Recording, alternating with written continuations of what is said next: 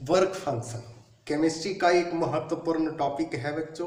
इतना आसान बना दूंगा, इतना आसान बना दूंगा कि देखते देखते कहेंगे वाह वाह क्या बात है। तो देखने में प्रॉब्लम क्या है बच्चों, देखिए, खूब देखिए, दोस्तों को दिखाइए, शेयर भी कीजिए। तो लिखा जाए बच्चों work function, work function it is represented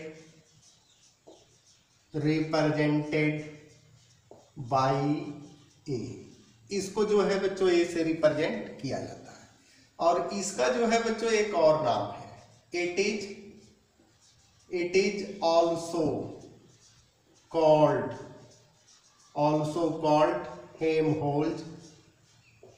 हेमहोल्ज free energy.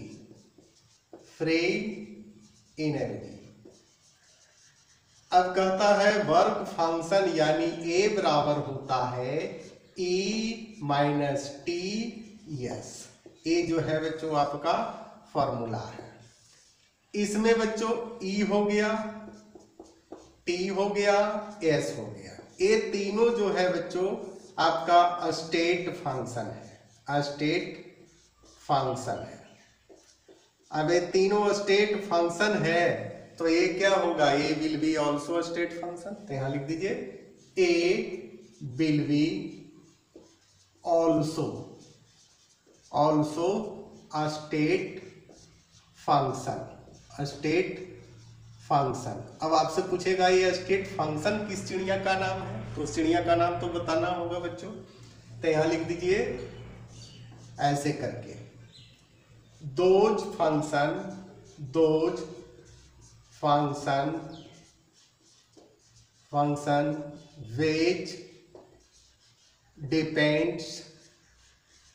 which depends on the initial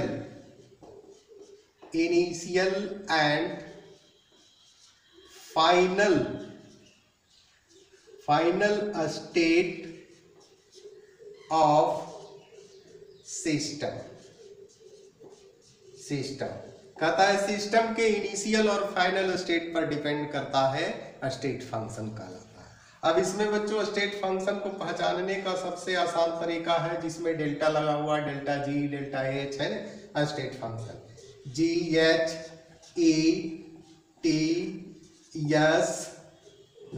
ये सभी जो है बच्चों आपका क्या है, स्टेट फंक्शन है, स्टेट फंक्शन है।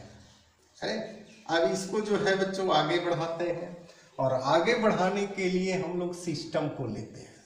समझिएगा बहुत आसान है बच्चों, देखते देखते सीखना है। कहता है इसका दो सेक्शन है, एक सेक्शन 1 है और एक सेक्शन 1 है। तो इसको 1 सेक्शन मान लीजिए और इसको सेक्शन 2 मान लीजिए, है ना। अब कहता है कि आइसोथर्मल प्रोसेस है, आइसोथर्मल है। तो इसमें टेम्परेचर क्या हो जाएगा बच्चों, टेम्परेचर कांस्टेंट हो जाएगा, है ना।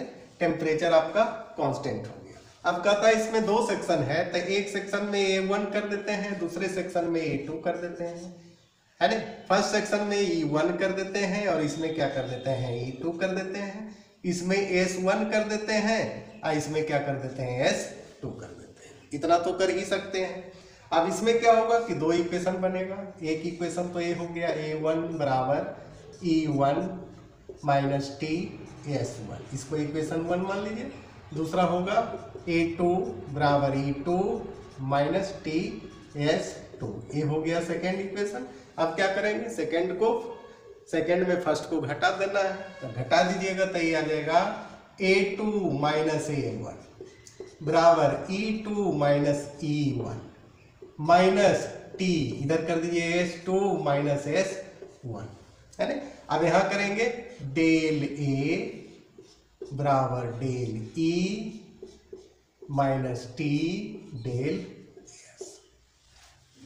अब थोड़ा सा और बाकी है बच्चों पड़ाव को पार करने में। अब हम लोग इसका इस्तेमाल करेंगे first first law of thermodynamics,